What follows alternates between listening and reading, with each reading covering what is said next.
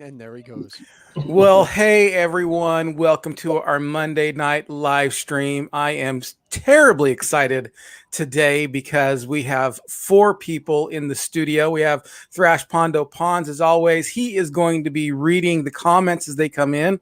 If he's not, I think he's frozen. Do you have my audio? Can you still hear me? I can still hear you. I can. Okay. Why don't we just go with the nice photo of me doing the little wave here, and I'll just kind of be visual because my computer keeps crashing. Okay, all Does right. that work for you? It could. We'll see how it works. We'll see how it goes. So, and then we have Chris from Redbeard Video. He does some amazing videos on all kinds of rock topics. And my friend Pat McCormick from the Golden Rage of TV. Pat, I can't tell you how much I love that rendition of the Kane song that you did. I devoured it. I absolutely devoured it. And tonight's topic, we've got 2, but we'll get more. And as always, everybody, let's see here. It says, hey, Pat, Ian, looking forward to some good rock talk tonight. Well, we are as well. And John Collins is in the house, and he says, hi, everyone. Hey, John, how are you doing? Good to have you in the house. As always, as people start rolling in for this live chat, we will, I have a topic. I have some ideas. My guests have some ideas. But the real people who drive this are the questions you guys send in. And this is something I've wanted to do for a long time, actually. And as an introduction to this, I have to admit that I am ill-equipped to talk about. This is a subject I'm interested in, but I do not know a lot about 90s metal because I was not in the metal scene. I was one of those people, I have to admit, I freely admit my geekiness. I was one of those kids who, when grunge hit, I turned grunge and I tried to pretend that I never liked heavy metal. I tried to pretend that for a long time, like one of those guys who shave their head and then they pretend like they've always been into punk. Like, no, I was there when it started, man. I was there. And, I was that kid. And it wasn't until later, that I started to pick it up and kind of hear it for what it is, and love it once again, because there was that whole revolution, wasn't there, where people kind of was like, if you were in Metal Edge magazine at all, even if you were not a hair band, you were considered kind of passé. You were a hair band. You were, if you weren't a hair band, they were still considered a hair band, sadly. Yeah, right. So tonight's topic is 90s metal and who survived the grunge storm. So let's start with some of our favorite bands. Pat, go ahead. Tell me some of your favorite 90s metal bands. Well, most of the bands that stood the test of time, especially in that rock genre, were around quite a while. Yeah. I first want to mention these guys. And of course, I should say 90s metals band that survived the apocalypse. So this would be a perfect example right here. Right. Probably because they had such a strong foothold, like Metallica and who am I thinking of? Lemmy, Motorhead. These groups that have almost a religious following of fans seem to be a lot more impervious to the pop edge that was being created from this grunge movement, which I don't know how many of those guys were actually all that thrilled with that moniker, grunge. I don't know that they actually, felt like they were anything but a rock band. And you see Nirvana play live. Excuse me, that's a rock band. Well, same with Pearl Jam, same kind of feel. But of course, I would say definitely bands that have been around and established themselves, like Scorpions, Kiss, Alice Cooper. These were hard rock bands that somehow were impervious to that era or the grunge invasion which seemed to really have affected most of the newer acts that came out like around the 80s, the Guns N' Roses era. They seem to be the ones that really were devoured more than somebody like an Iron Maiden or Anthrax or any of somebody, these other acts like that that are set. Chris, let me ask you this question. Why do you think that so many bands got swept under the carpet with the grunge movement as heavy metal bands? Why was it so devastating to some of those bands? All right. Well, first thing is just to piggyback on what Pat had said. I do agree that a lot of these established bands did have more of a shelf life, and they did find their way through and didn't basically go the style of Old Yeller of being taken out back and shot when it's all said and done. However, they still did feel the pinch. Iron Maiden went through a real tough period. Like there was some real bad albums, X Factor, and albums that weren't very good. And then Kiss actually had to lean. I would say if it wasn't for the reunion with the makeup band in the mid 90s, they might have fallen off because they were in bad shape at that point. So those bands, I agree, they did make it through, and it was their dedicated fan base. But there were other bands that that didn't make it at all, like the Poisons, the Warrants, and the Skid Rows of the world. And I think basically what happened with them, which is what you're asking me, Ian, is that those bands tried too hard. Like they lost themselves. They tried too hard to be grunge. They tried to go with the tide. They didn't have a strong enough fan base as a Maiden, a Priest, a Motorhead, a Kiss, those bands that are established and selling out arenas. So they had a hard time. And there are other bands like Skid Row should have just kept going where they were going, but they didn't. So they launched other bands, true metal bands that became staples of the 90s, like Pantera, for example. Skid Row gave Pantera their launch. Let me pause you for a second, because we are saying people are in the chat. Chris says can't hear you. So go ahead. Could go up a little. I'm barely hearing you, Chris. Okay. So I thought it was just. How about now? Hey, whoa, there we go. Much better. All right, and then we got a hi Thrash Pondo and hi John Collins, and hello to you, Mr. Led. Oh, Megadeth, another good one. Claudine Mossberg says hello. Hello, Claudine. One of my besties. Love her. All right, Claudia, nice to meet you. Nice to have you here with us on the live chat. And then the I can't hear Chris there. Okay, so again, let's you get guys more feedback if you can hear me or not, because I'm very important. You don't realize how important you are to us, Chris. Yes. So one of the things that kind of bugged me, and anybody can pick this up, but one of the things that bugged me was I saw a bunch of heavy metal bands that I probably would have liked more, but they actually really tried to change to fit the onslaught of the alternative rock. And I think one of the things you kind of hinted at there, Chris, was this idea of that, yes, these bands survived the storm, but it was actually the era of some of their worst albums, because they did try to, survive. They did try to adapt to some degree. Some people just full on tried to be that, try to switch genres. So if anybody wants to riff on that, please, by all means, please let me know what you think of that thought. I mean, I can certainly, I'll kick this off. I will say that one of my favorite albums of the entire, of my life was one of those changes you're referencing, and that would be Anthrax's Sound of White Noise. Is one of my all-time favorite albums. The John Bush performance on there is tremendous. And the album right before that, Persistence of Time, was a very consistent of Anthrax thrash metal album, taka taka taka taka, like that. And then all of a sudden, they still had the heaviness and the edge, but they lost the speed and the thrash. So they just became this heavy grunge band. Like they were grungy sounding, but they were heavy.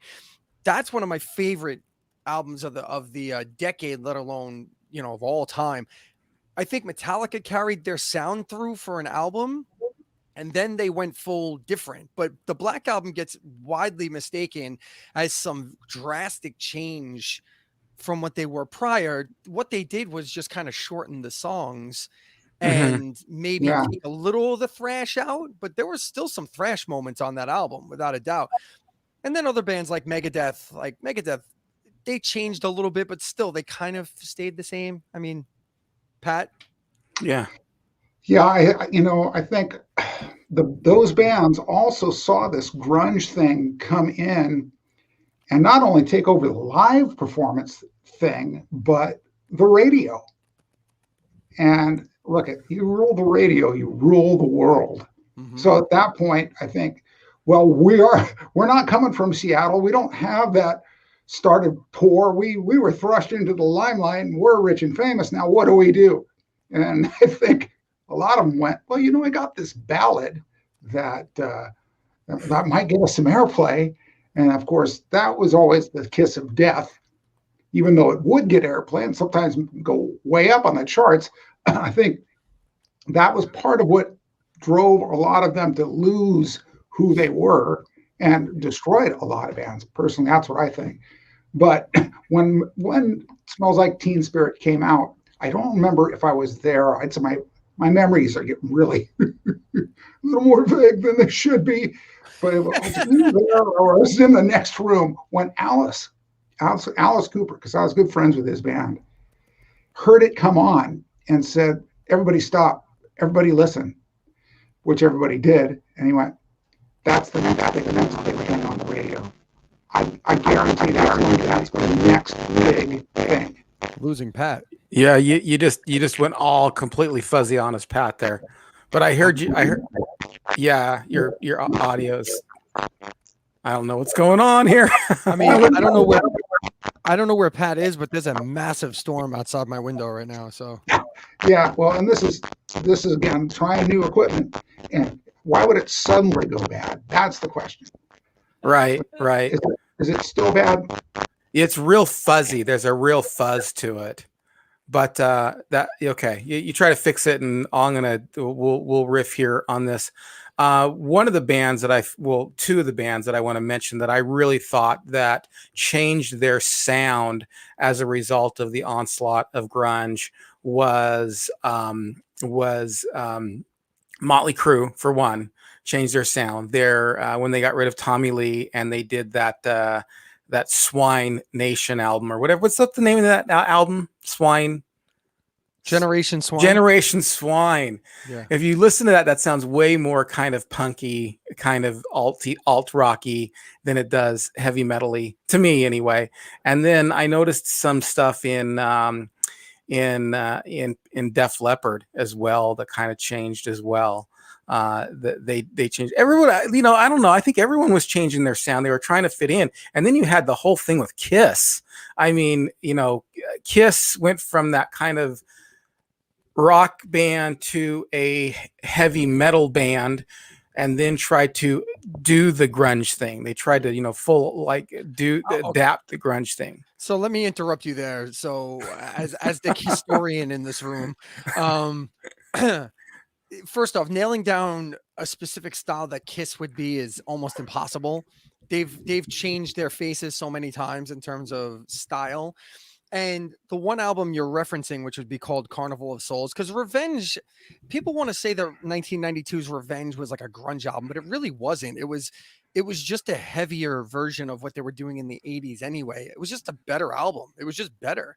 I don't really think they were following that trend because it came out around the same time as Nevermind. So you can't follow a trend like right as it's happening, like it literally happened. They are good business people, though. They're very good. And the album that came out after in 1997, after the reunion happened, which was called Carnival of Souls, which was completely incomplete. It was just things that they were working on when the reunion happened. That was a grunge album, and it's tremendous. If you ask me, I think it was really good. I just think it was really good songs. So I don't know. I don't get all wrapped up in it, but I thought it was fantastic. Anyways, Okay. just wanted to clarify that. We're going to see if Pat's back, and we got a couple questions here as I go here. Justin says, "Good evening, ENC." Hey, Justin, I noticed that that list of bands that you send me. If you have any questions regarding that, please type them in. We love riffing on these things. And then we got a question here for Pat. It says, "First of all, Pat, can you please explain your rock and roll story so the Pat, Ian, and Thrash groupies myself will know from now on?" Okay. All right. Go ahead. Well, let's see. How many hours do you have? First question is, how does my audio sound? Sounds okay. Oh, good. A lot better. What's my story? Well, I was born a poor white child, and where was I? Yeah, San Jose, California. No, I'm going way too far back. I actually lived there for almost 10 years. Loved San Jose. 13 years old, I started playing the guitar. Got very interested in it very fast, and went down to a Musicians Institute in 1987, studied for a year where I was playing about 10 to 12 hours a day. At that point, I got good enough to get some recognition and got hired to be the guitarist for Cher. Yes, that Cher was already set up to do rehearsals. It was a European tour, had the gig, and this was rock, so it was pretty cool. That way, she was in her rock era. She was. I remember that. I remember that late '80s rock era Cher, where she tried to have like solos and stuff like that. Yes. Yeah, it was Love and Understanding. Love and Understanding. Yeah. Anyway, had it all down. We were rehearsing, and then she took us aside. And I remember I was with the drummer for Autograph. He got the gig, and we became close friends. And she started to go around the room and ask everybody what their zodiac signs were. Yeah, so she gets me and the drummer, and we tell her Scorpio and Cancer, and she looked down and looked up and went, "Thank you," and we both knew we had lost the gig. Because it wasn't about how good you played. It was what time of the year you were born. Based on what her astrologist recommended her touring band actually be, which was no water signs. So that was it. That was showbiz. It was not a matter of, okay, this is going to work just because I play so good and I've worked so hard and I've toured for decades. And it comes down to what month I was born. Right. So after I called my parents and cussed them out, that very next day, I got a call from a guy named Ronnie Montrose, and he is an extremely famous guitarist, influential to all the greatest that you can think of, but especially launched Sammy Hagar. Sammy Hagar played on all the Van Morrison albums. Gamma, he was a monster. I grew up listening to him. And he had seen me play he'd seen me open up a show for him, and he inquired from the promoter who I was, tracked me down. Next thing I know, I played with him for the next 5 years. Wow. And that was fantastic. Cool. Really got the opportunity to play, arenas and do big shows like that. Not long after, I got hired to do a band guy on General Hospital. Well, it turns out it was a real band, and we really played, and we really wrote, and so that was amazing. We raised hundreds of thousands of dollars for charities, won an Emmy, and man, just some great things to hang my hat on when it comes to that. And you got it all, John. That's about it. Okay. All right. Thrash Pondo, we're going to read one here that I think Chris will really like. From Justin Cognito. No one likes Kiss Alive 3. I liked it. First off, you need to say that right. It's just incognito. And yes, I like Kiss Alive 3 also, even though also the three, even though all the Kiss Live albums are fake, but just saying. They're all fake? What do you mean? Oh, they're heavily produced. Heavily produced. This is true. My buddy was a keyboard player who sat up above. Oh boy, let's hope we don't get in trouble for this. Sat in up above the side stage, and whenever Simmons had to sing his parts, he simply pushed a little key down. Oh man, And wow. the sample came out perfect. I know in the 80s. I know know. in the 80s, a guy named Derek Sherinian was their keyboardist. He went on to play with Dream Theater of all people. Oh, really? Okay. Yeah, he went on to play with Dream Theater, which I'm like, you played with Kiss and Dream Theater. He was in that picture, Ian, that I had on Dave's podcast. Oh, Dave, yeah. Okay. I've known Derek for almost 35 years. And he's from the same town as me. The dude's a monster. He's a monster keyboard player. All right, we got another question here. Thrash. Okay, from Mr. Red. My question seems to have disappeared. What I asked was, when did MTV drop Headbangers Ball? That was the main outlet because they got no airplay. So I know the answer to this question. Okay, go ahead. Headbangers Ball was officially dropped actually not terribly long ago, probably within the past 10 years. But they changed like dramatically. Like Jose Mangan took over in like the early 2000s or something like that. And that's when everything changed, because I remember watching it in the 80s, and I always thought it was weird that I would see a Poison video and then I would see Slayer. but it worked. But then like when the grunge stuff came along, it was weird because you would see Alice in Chains and Soundgarden, which I would consider metal bands, especially early on. But then like you'd get Nirvana too. And I was like, I'm like, this is becoming, not Headbangers anymore. It's becoming something different. So. Oh man. But then Pantera and all those bands in the mid 90s came and resurrected Headbangers Ball for a while. But then like Ricky Rackman left and it became, I don't know, it just went away. Ricky Rackman was really kind of the hair metal, door opener to Headbangers Ball kind of world. It was before that there was, I forgot the guy's name. Adam Curry. Yeah, Adam Curry. He did a lot of different stuff. He kind of had a little hair thing going on too, but oh my gosh. He knew nothing about metal though. Yeah. Adam Curry admits it. He was thrown in there because at first, when Headbangers Ball first started, they had bands hosting it. I believe, I may be mistaken, but I'm almost 100% sure that Stryper hosted the first Headbangers Ball. Robert Sweet or Michael Sweet and Oz Fox, one of the two, but it was definitely Michael Sweet and one of the other guys, and they hosted the first one. I got one thing to say, and then I want to hear if you have any comments as well, Pat or Thrash, on this. But my thing on Headbangers Ball was you had to stay up past the first hour and a half to get to the good stuff.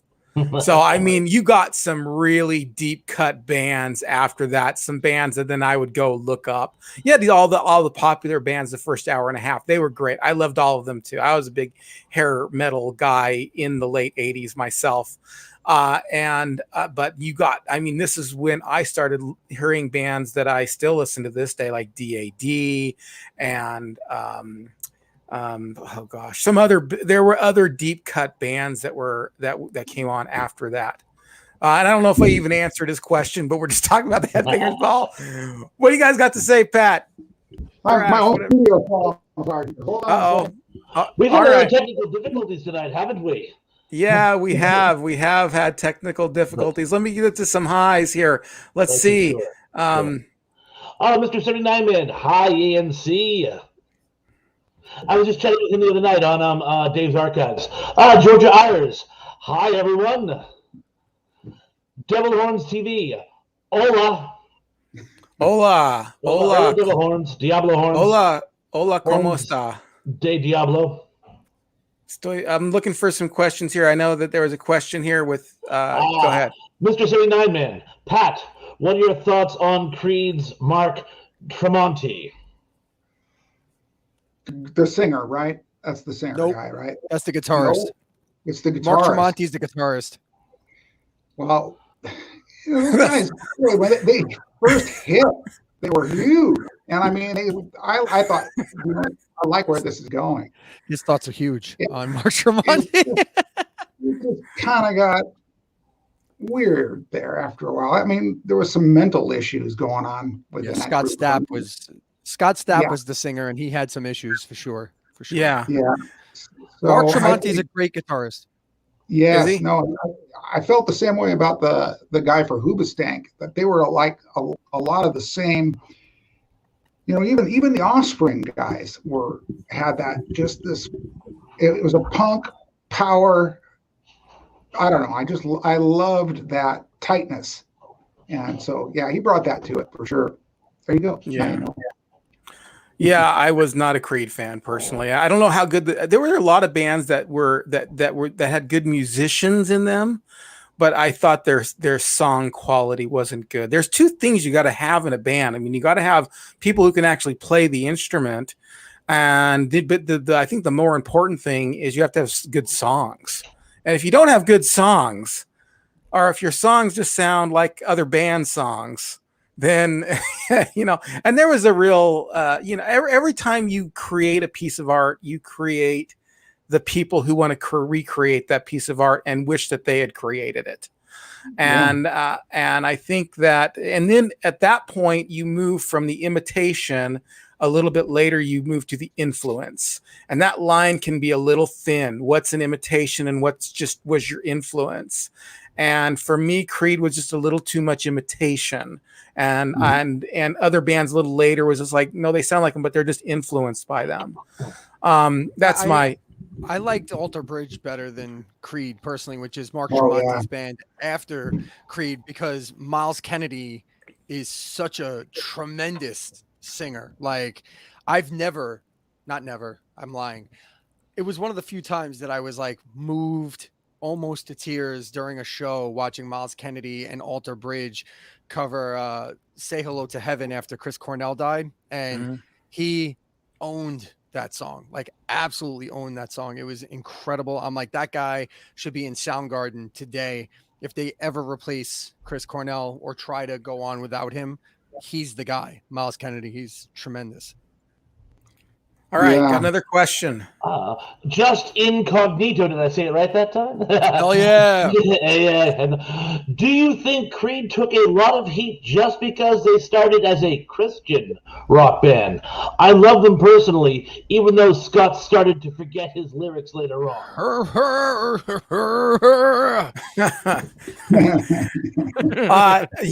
That would be, listen, let me just say this, as somebody who's evangelical myself, I think that's a cop-out for them.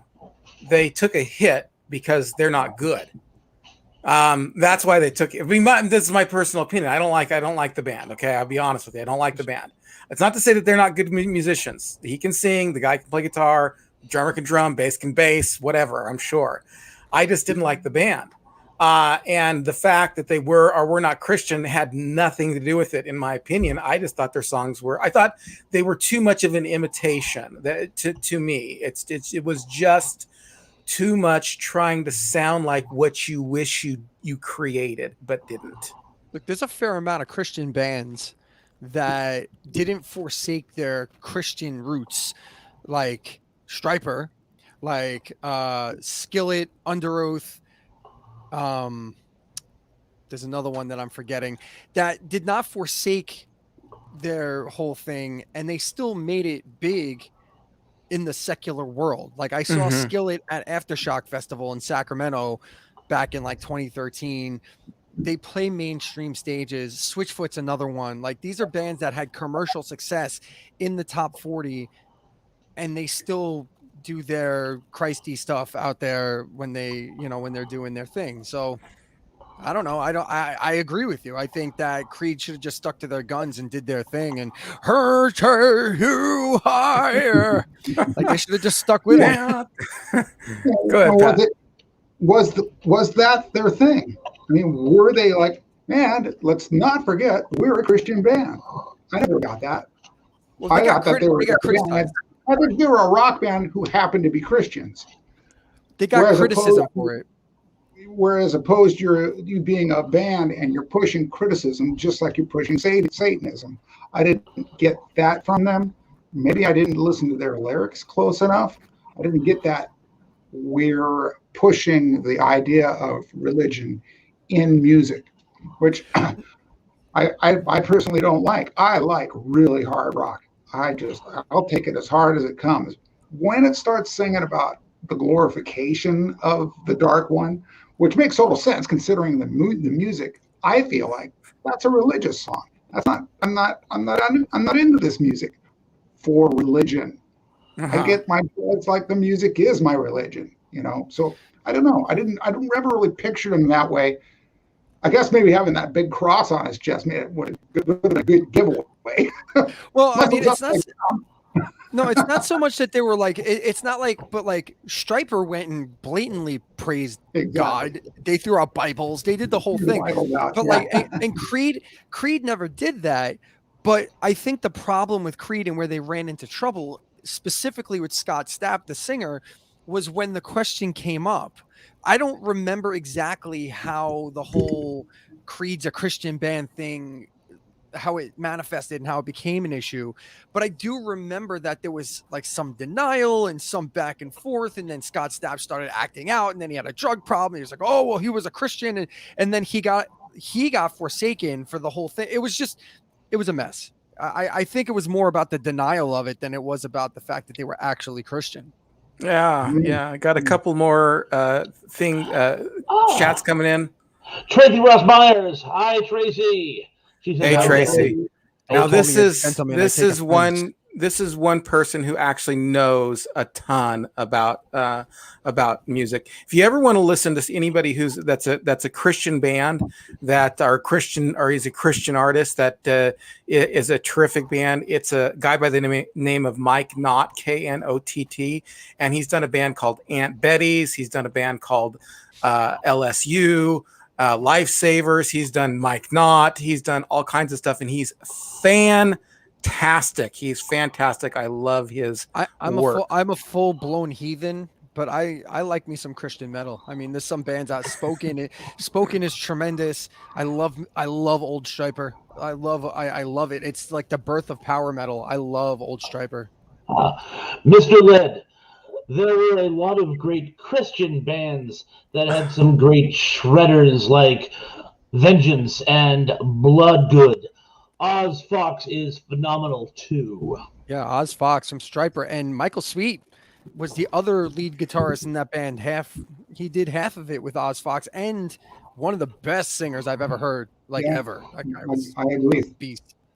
Did you like? I liked Oz Fox better than I liked Michael Sweet. What did you think of Stryper, Pat? Were you a fan? I liked them. To me, yellow and black go together just incredibly. Right there, I liked them. It's like yellow and black, my favorite. John Collins. I believe really that all of those bands kind of survived because nostalgia always comes back around, and they will always have a built-in audience. Gentlemen, your thoughts on that? What kind of band? I think he's talking about heavy metal bands that survived the grunge apocalypse.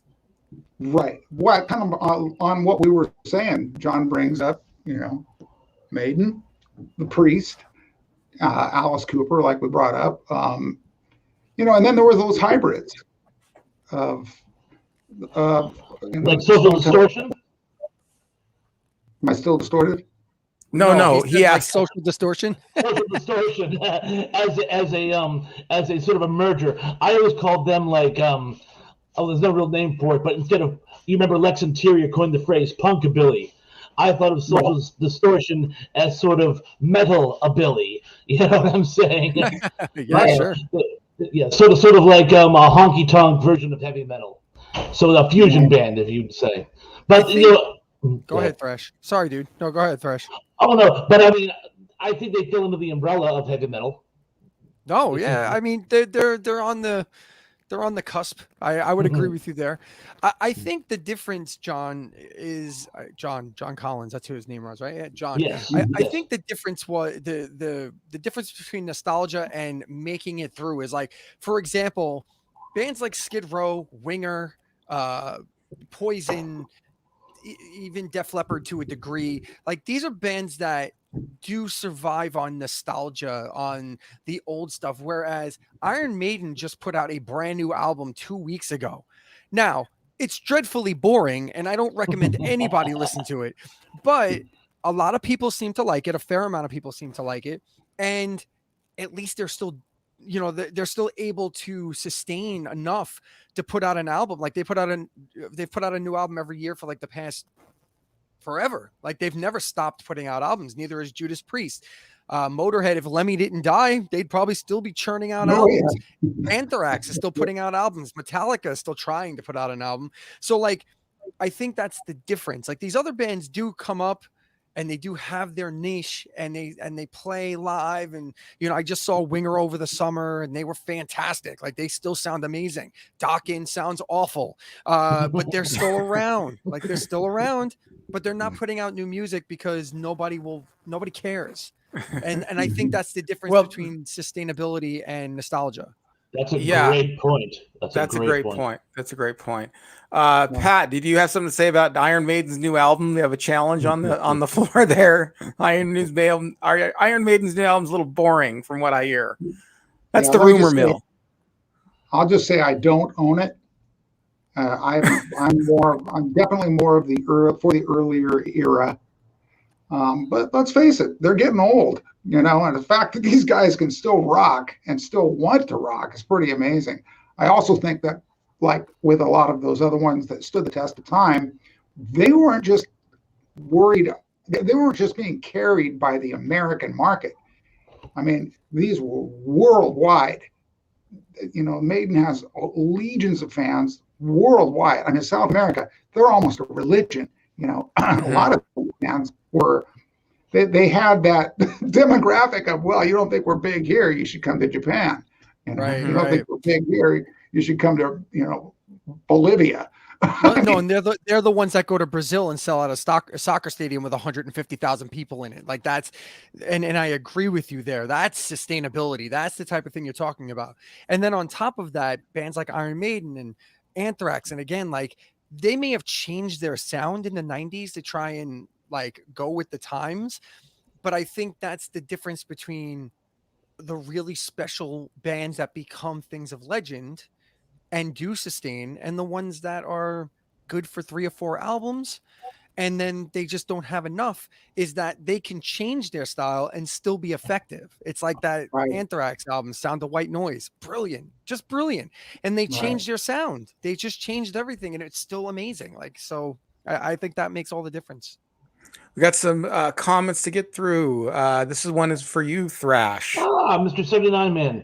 Thrash, do you like Collective Soul? I really like their first few albums. Wasn't huge into that group, so nothing against them, but not a fanboy, I guess you'd say. Wildly underrated band. Wildly underrated. The Collective Soul is so much better than their hits will ever indicate. I agree. We are on the same page. That I Hive should album. be a fan. Was it Hive? What was the name of the album that had the girl with the bees coming out of her mouth?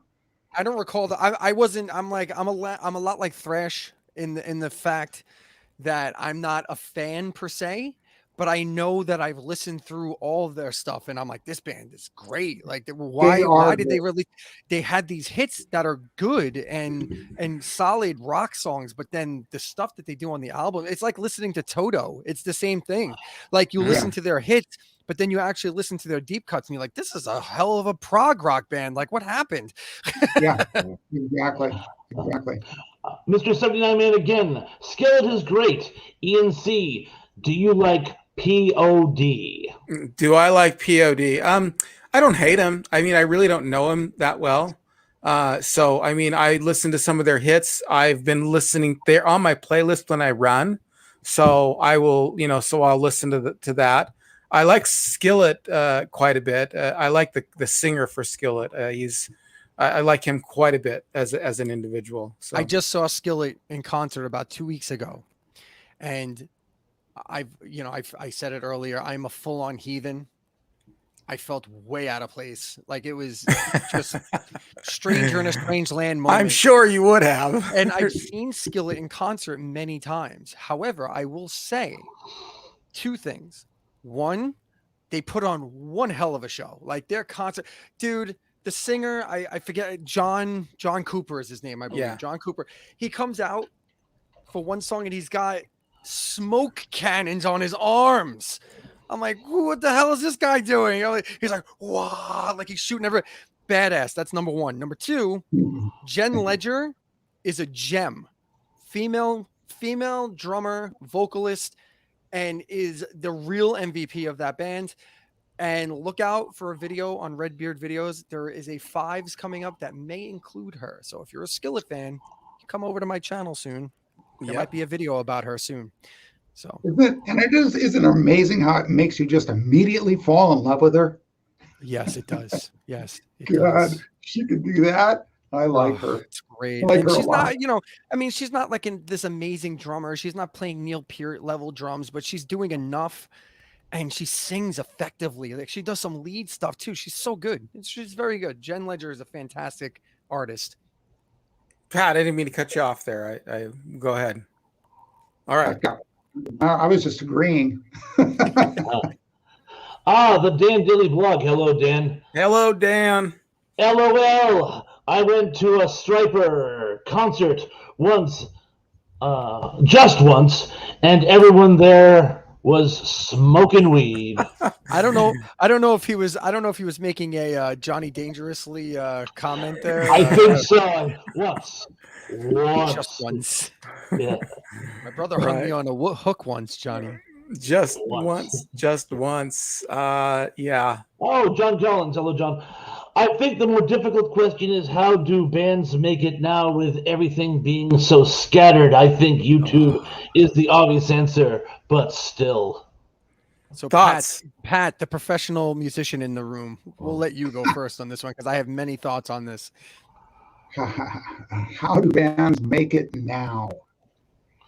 Yeah, that's always been the question because there's been so many different levels of making it for so long. The different versions of record contracts and what they required bands to do had varied so drastically that I know that it just got worse with time. Now that we have social media and bands can get themselves do their own promotion, basically, I think that's a plus. But as long as the record labels and companies were in charge and are still in charge, I think there's always going to be that struggle, that issue of what kind of deal are you getting? And most people got what we called sucker deals. Mm-hmm. And that was where basically the band had to pay for everything. They'd get it fronted to them, and then they would have to go out and earn whatever it cost for them to make it. And that's where a lot of them ended up just, burning up because, usually it was much more than they could afford. And then, of course, based on what was happening in the industry, a band could get signed, it would bottleneck and turn, we're going to do something, we're going to bottleneck it. And then you would get shelved. This is after you've already signed your record contract. I've made it. I signed. Now you signed yourself right into obscurity. Yikes. So circumventing the labels seems to have been a really good thing. Do you need that corporate support? Maybe so. I'm so far out of it that I couldn't tell you what the real best way for a band to have made it or not. If I got called from Electra right now and they said, we want to sign you, I would be scared to death. As opposed to, hey, you just got 500,000 views of your Get Smart video, and now people want to talk to you. I would be thrilled and ecstatic and going, yeah, far out. That's it. As opposed to what it used to mean. You touched on it there. So I've interviewed multiple artists, nearly 200 now, and most of them have been either in the rock or metal genre. And the most common thing that happens now is that these guys and these women, like, they have to make it on their own now. It's fully on their own. It's all them. Even if you get signed to a record deal, that doesn't mean anything. All that means now is distribution. That's it. Is that they will package your stuff, and a lot of times you have to pay for your own packaging. You have to pay for your own recording. You have to pay for your own mastering. The whole thing. So Merchandise. they're just they're literally just there to slap a label on it and send it out and guarantee that it'll be in a store or somewhere. So, and then it's even worse now because you have to pay to get on a tour unless you're lucky enough to get some like omnipotent artist, like rock star band, that's going to give you a shot and not make you pay thousands upon thousands of dollars. There's I'm really good friend, not really good friends, but I'm pretty tight acquaintances, I would say, with a band called The Incredible Jolly. They're based out of New York, and they're like a prog rock band. And I remember talking with them about this, and it's like they were asked to tour, which they got excited about, and then the real news came that it was going to cost them $10,000 to just get on the tour, and that didn't include getting there, paying for food, paying to live, eating every day, this, that, and the other. So they had to like hawk merchandise and do this and do that. It is not a glamorous lifestyle. And yes, it's always been hard work. It has never been easy. But I think, Pat, what you were referencing back in like the 80s or like the 90s, at least when you got the record deal, you got like money. Like you got a chance, like a legit, it's almost like getting a job. Today, it's almost like getting a job if you get signed to a deal and then not getting paid. It's almost like you got this job and they're like, you have to do all this work, but we may decide not to pay you. Like that sucks. Like that's the worst. Right. So, but back in the 80s or 90s, at least, you might have you may have like signed away your royalties or your writing credits or whatever. And certain artists were smart enough, like Nikki Sixx and Dee Snider, and these guys like Dee Snider, who has built an entire mansion and his entire life and his retirement on one song, literally one song. No, we're not going to take it. He's made his entire retirement and his entire fortune on one song. And he admits that. He fully admits that. And he works hard and he talks about that. But like, I worked with him for almost 2 years in radio, and that's all he would talk about. And I used to rib him all the time. I'm like, did I hear we're not going to take it on a tampon commercial? He's like, that just put in my new pool. Like, that's literally what he would say to me. Like that kind of thing would happen. And I'd be like, I can't argue with that. I can't argue with it. So right on. So that's the way it is. There are certain metal bands out there right now that are huge, like Gojira. Like nobody in the world is bigger than Gojira right now in terms of a new metal band that has come out over the past 15 years or so. Those dudes were working day jobs until maybe 6-7 years ago, maybe 8 years ago. I think I interviewed them in 2014. And that's when Joe Duplantier, the lead vocalist, was like, yeah, we just quit our day jobs. Like this year. I was like, damn, like that's crazy. And then the other thing that happens, and I'm sorry, I'm a little long-winded on this one. I'll say one more thing though. All right. But a lot of these artists nowadays, bands, solo artists or whatever, they're not even making their living off their bands anymore or their music that they record and put out. They're using the touring and the music that they're putting out almost as resumes to do other things, for teaching, production, engineering, guitar lines, whatever. And that's what they're making their money off of. So it's kind of it's branched out. It's very weird. It's a weird industry now, and it's almost impossible to make it on music alone. Yeah, it's difficult. I mean, I like what both of you have said, and I get more excitement out of getting, views on YouTube than I would have getting albums sold or a call from Elektra Records or something like that.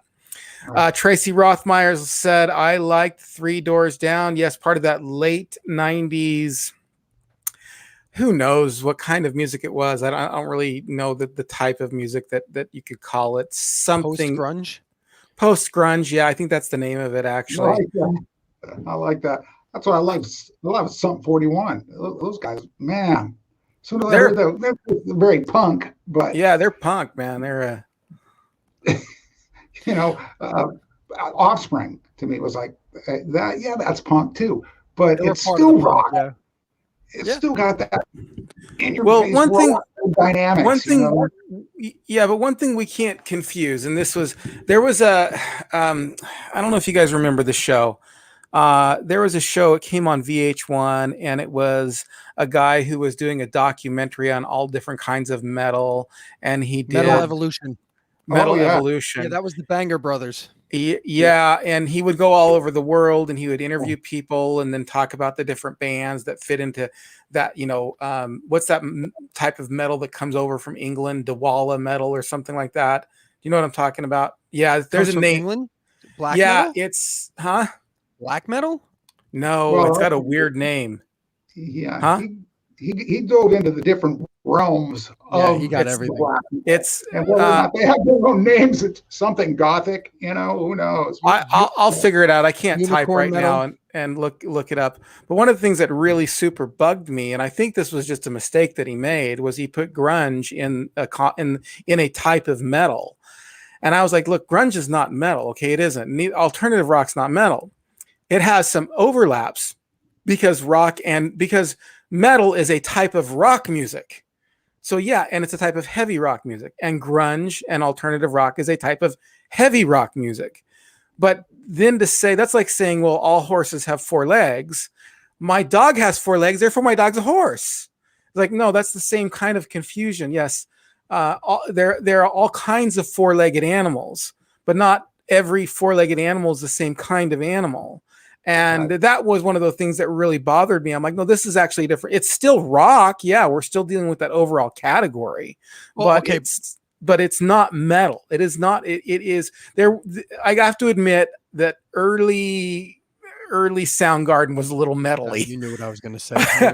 But damn you. it's all right. But anyway, that's my riff for the night. I got to move on to some more comments for coming in.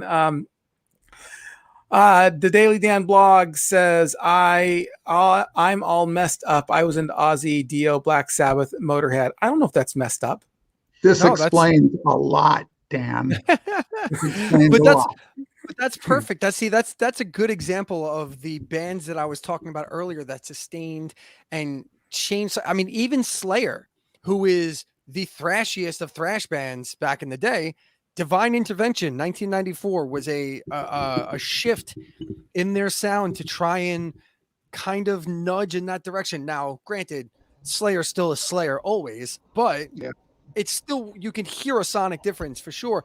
Motorhead did some proggy stuff. Like, they went way off the rails. Like, they were very strange. And Ozzy had a very successful time in the 90s. He had 2 very successful albums in the 90s. No More Tears was a great album. Love that. Zach Wilde, awesome album. Love it. Justin Cognito says, thanks for your thoughts, guys. Oh, and yes, I am back with So Long It Lasts. Pat, I feel like, in MASH with Frank Burns, I can go in, I can go out, I can go in, I can go out.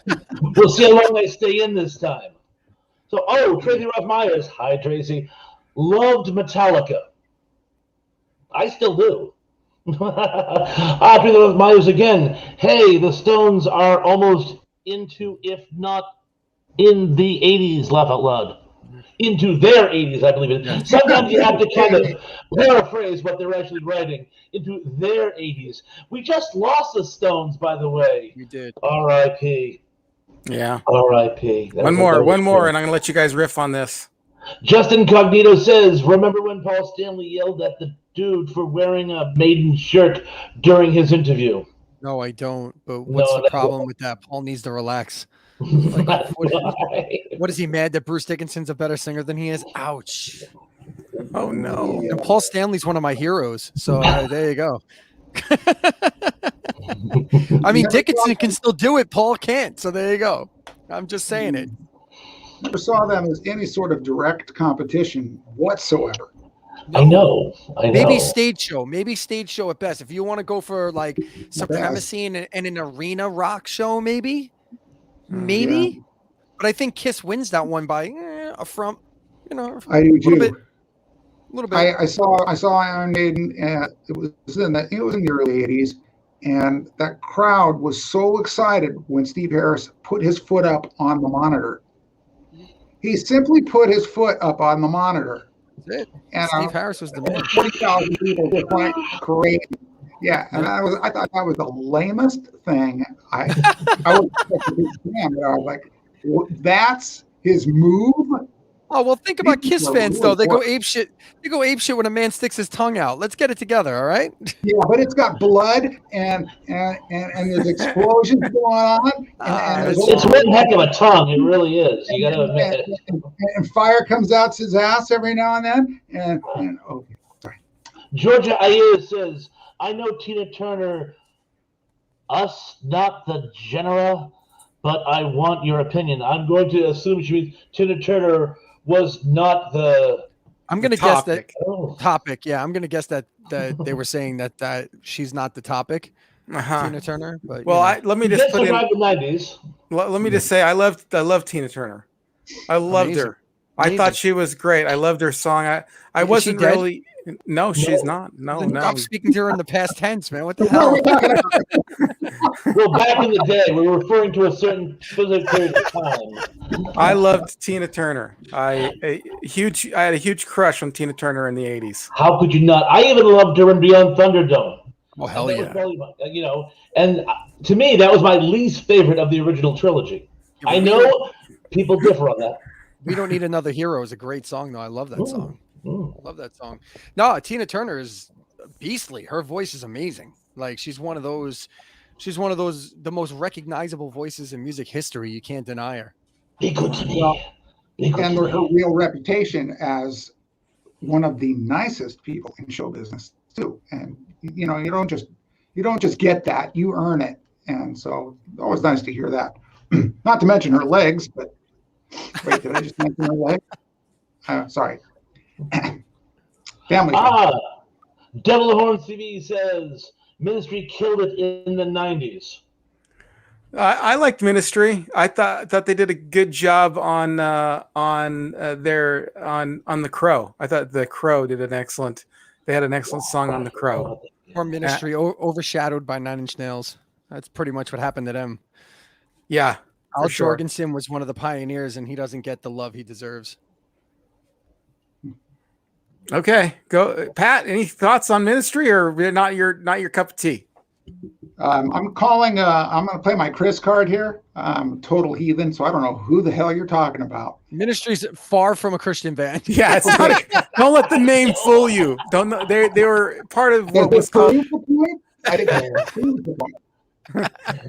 I say Ministry. What kind of ministry? Right. Wait a minute. Is that thing my wife does every month? A ministry. Now we have a PMS joke. Nice. Well done.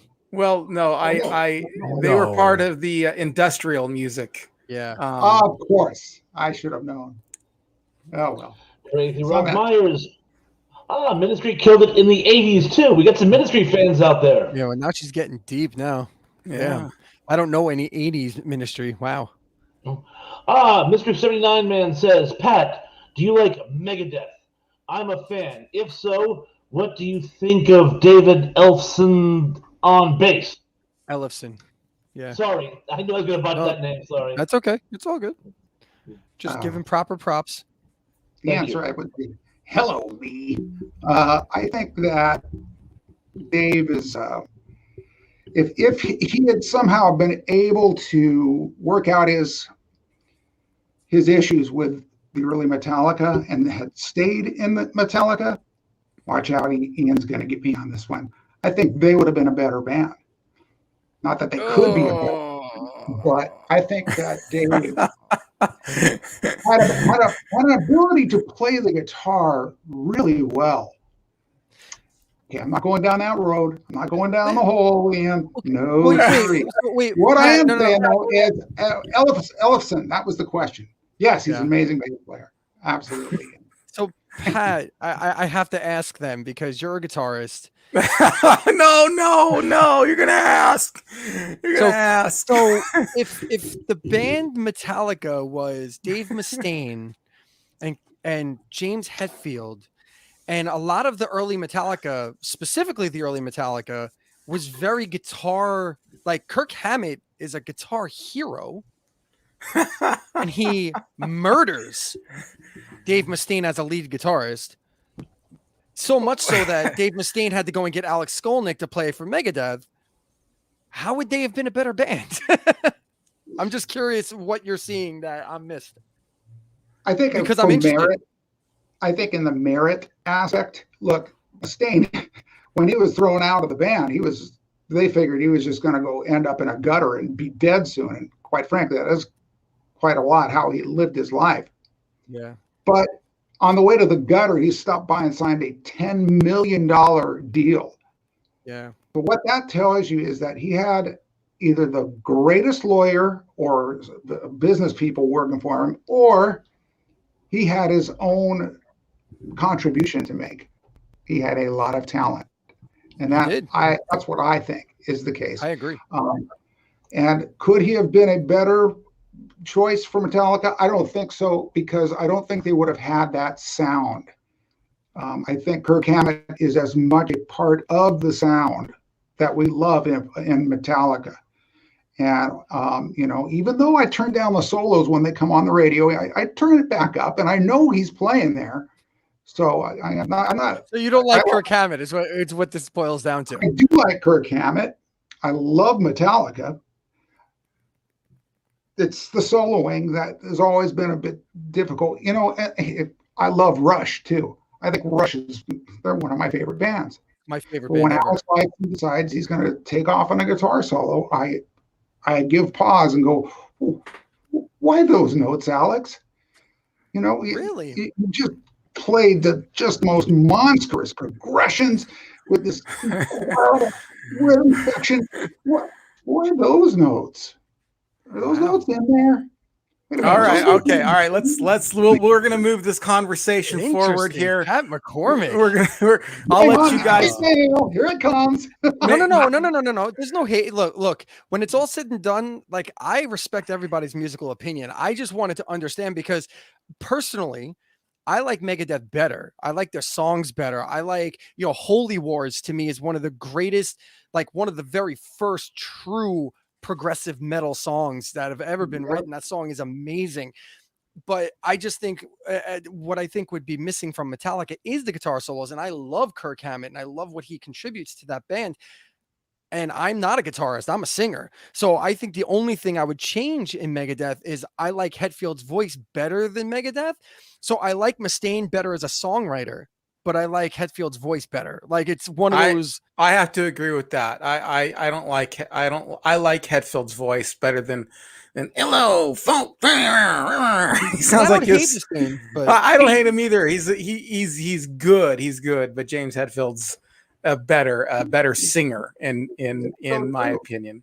I wish that he would have just, maybe I know he writes songs, and if you write a song, you kind of want to sing it, and it's difficult if you're not the best singer to write a song and then have somebody else sing it, because it's your baby, unless that's your thing to do, like Nikki Sixx or something. Nikki Sixx wants to write a song and have somebody else sing it.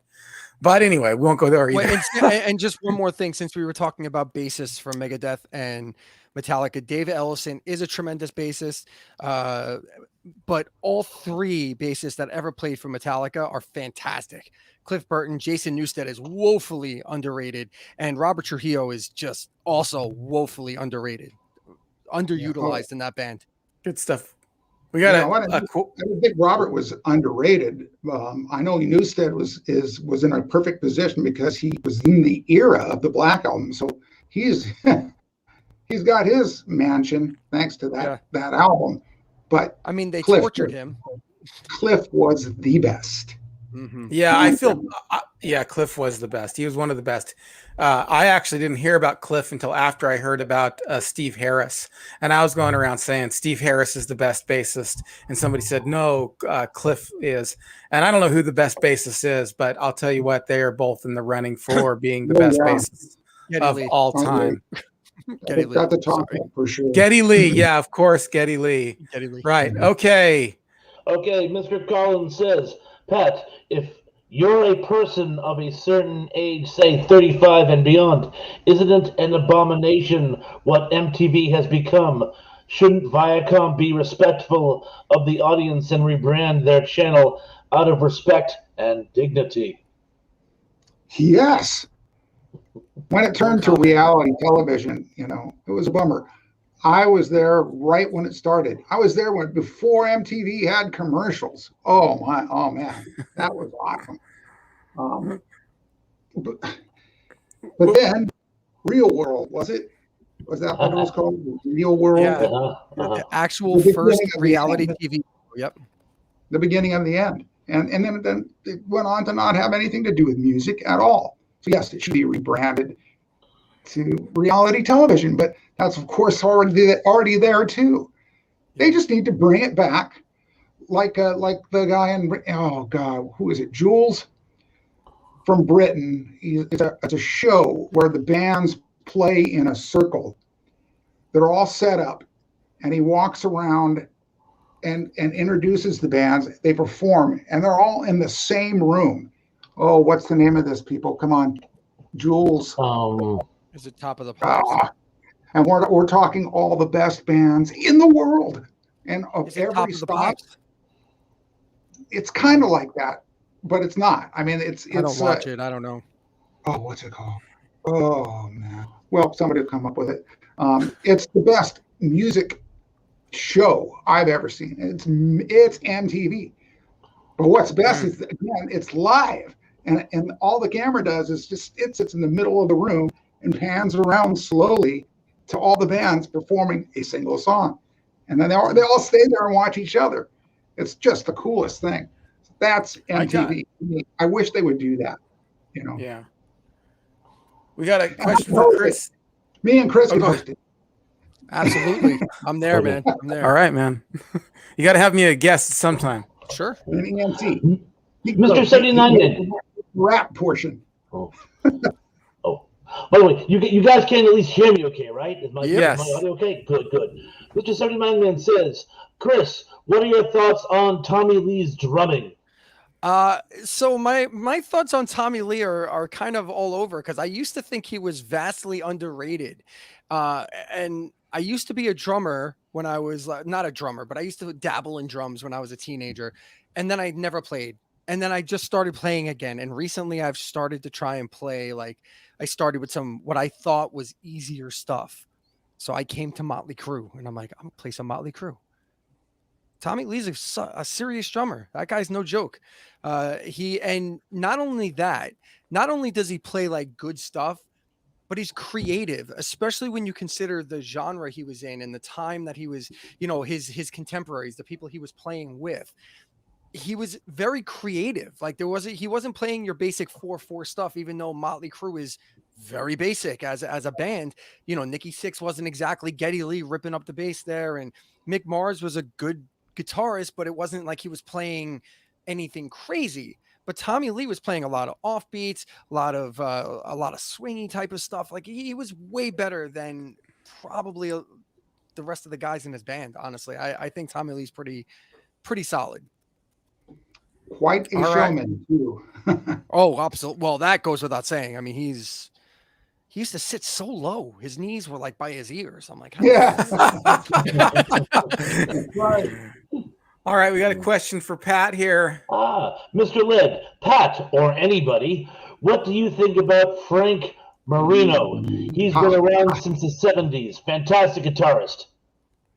One of my all-time favorites. Frank Marino and Mahogany Rush was the name of the band. And he is one of the greatest rock guitarists that have ever lived. And you want to talk underrated, yes. But he would fill arenas. So, very strange. Underrated? No, just not known by too many masses, because that hard rock guitar wizardry wasn't as too popular at the time that he had really hit, which was, I would say, 78, 79, when World Anthem came out. And it was one of the albums I cut my teeth on. this guy could sing as well as he could play. He was just one of those super talents. And every time I'd seen him, I think I saw him like 4 times. It was the best show I ever saw. And where are they from? Yes, Where's Mahogany Rush from? What's that? Where are they from, Mahogany Rush? Because He's I Canadian. know of them. Okay. They're Canadian. No relation to Rush, but Right. also Canadian. But what I find interesting about this is because, like, we talked about Ronnie Montrose earlier and how monstrous a guitarist he was, right? And I find that if the more you go back historically, especially during the 70s and 80s, like, don't you find that artists like Frank, I don't know who this Frank, I know Mahogany Rush, but I don't know Frank Marino. And don't you see that it maybe, like, don't you find that maybe it's a little like regional? Because there were bands that, like, I remember hearing about because my brother's 10 years older than me, like Y&T, for example, Dave Meniketti, like these guys. And he brought this home, and none of my friends had ever heard of Y&T. It was never played on our radio here, right? But like on Long Island, where I grew up near New York City, Zebra was all the rage. Randy Jack, the whole thing, like Zebra. It was all about Zebra all the time. So I moved out to California in the mid 2000s. And by this time, I know who Montrose is because I know Sammy Hagar and I know my music history and blah, blah, blah. But like Montrose would play in New York and get maybe a few hundred people. You go to a Montrose show in San Jose, though, and there were people lined up down the road. So did you see as a performer and someone who was in that scene in the 80s, like, is that what it was? Was it very regional like that, where some artists just were gigantic in their region, but not other places? Yes. And, when Montrose was managed by Bill Graham, he was getting those big venues and they were doing well. I mean, they were doing the Day on the Greens here. I'm not far from San Jose myself. And so happily, this is his country. So when we went out and played, it was tens of thousands of people. Or we could stop by Vegas and there'd be 10 of people there. Right. It's really bizarre. Whereas Frank Marino, on that level, Pat Travers, Frank Marino, these guys around the same era, they took Montrose's stuff and brought it to another level. Ronnie was always really about, I am what I am, and I just got these, and I just use great singers, Sammy Hagar, Dave Pattison, and here's this great stuff. Oh, but I can also play acoustic really well. Oh, and so he was dabbled in everything. Whereas Frank Marino and another example is Pat Travers that I love. These guys were they had these souped up rock guitar tones. They could sing amazingly. And so they would sell out Winterland. They would sell out the Cow Palace. I mean, yeah, that's Bay Area, but they weren't from here. Montrose made sense because he was from here. Right. So, right. It's funny. I heard Ozzy talking about it just the other day. It's like regionally, we're huge in Japan. If I go to Greenland, nobody knows who I am, which is great. So it is a regional thing. I think that's true. Absolutely. We're going to come up here on the end of the show, but I have 2 more questions for you. One of them is going to be difficult and one of them is going to be easy. And I'm going to let you decide on which one's difficult and which one's easy. And this is one of the questions. Trace Rothmeyer says, who was your favorite old school metal band? Old school metal band. Who's the question to? I think it's all of us. All of us. Let's go. Go ahead, Chris. What is old school? Like, how far back are we going? I think let's just I'll talk for her for just a second and just to fill in the gaps. Probably anything that had its peak in the 80s. Let's just say that. The 80s. Okay. Its peak in the 80s. I'll buy that. Somebody else is gonna have to answer. Peak in the 80s. I don't know. Hands down, Judas Priest. Oh, really? I was gonna say Metallica. So Judas Priest for Pat, Metallica.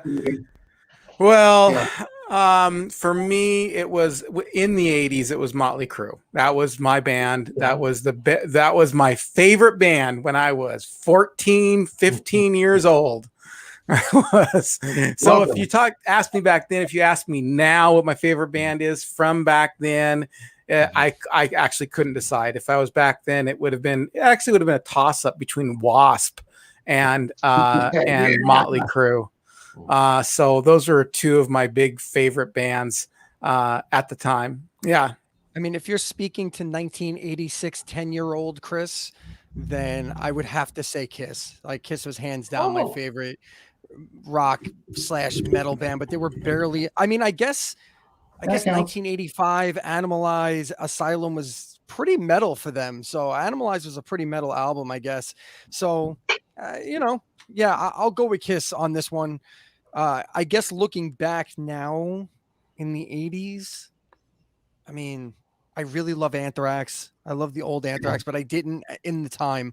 So, but like State of Euphoria, Among the Living, two of my favorite albums like ever. And those were late 80s. So I just want to say I'm sorry to everyone. I'm not going to be able to get all of your questions. I can't stay on the whole night myself, and I know I don't want to keep my guests on the whole night. We're a bunch of long-winded bitches. That's what it is. But I do have this one to kind of bring it back. This is an important question, so don't start dropping off yet because this is a very important question. If you were in a heavy metal band in 1991, what would you have done differently, knowing everything you know now? And you go back there, and you have your long hair, and you got your makeup on, and suddenly there's this whole shift to do grunge rock music. Just alternative rock is just pouring out the airwaves and is all on MTV and taking over everything. What do you think they should have done differently, and what would you have done differently? Invest in flannel.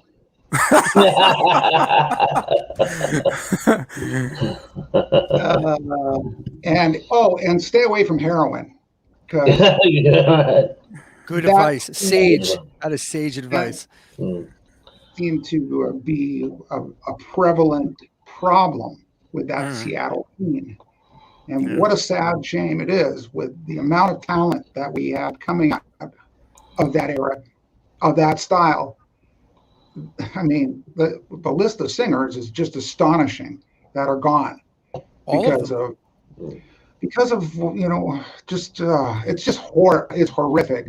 Yeah. So I would have done all of that different. I would have made sure that these guys had some kind of golf instructor or tennis pro, somebody that was working with them to get them out of the hotel. If you pick the big four of grunge, three of them are gone. Three of the singers are gone. So and they were the greatest. Have that tour. You couldn't have that tour. It wouldn't exist. Right. So exactly right. Well, let me ask it a slightly different way, and then you can answer this question, Chris. If you could go back to your favorite heavy metal band back then and say, look, there's this thing called grunge, it's coming, alternative rock, it's going to explode. Do this, don't do that. All right, well, I'm gonna answer all three, and it's gonna be really quick. Skid Row, I would go to them and be like, on the Slave to the Grind tour, I would say, just keep doing what you're doing. Don't fuck it up, and don't try and be grunge. Just keep being this band because you guys have it by the balls. Just keep going. You could be with Metallica and Pantera, and you could be one of these bands. And me personally, I was in the advantageous position to be in a band that sounded more like Queensryche of that era, who actually sustained through all of that and put out successful music after that and continued to tour and do all that. So my band at Current, we were record contract on the table. So what I would have done different was more of a personal thing as opposed to a sonic thing. And I would have absolutely murdered my guitarist at that point before he had a chance to blow the whole thing up and gotten someone else. Sorry, Pat, nothing against you. It's not a guitarist thing as a whole, but some of you are just batshit crazy. There's just no way around it. Yeah, but I'm much better now. Thrash, you have an answer for that question? What I would say is, how should I put this? It seems to me the ones that weathered the storm the best were the ones who changed the least. They stuck to their guns, they stuck to their roots, and they weathered the storm. There were some that fizzled out. There were some that reached greatness later. Like, for example, one of my personal favorites, White Zombie. They actually didn't become really, really big until later. But Rob Zombie never compromised his integrity, if you know what I'm saying. So basically, while some people do try to reinvent themselves, and God knows I have over the years, I think maybe sometimes the best thing to do is just keep doing what you're doing, and they will come back to you.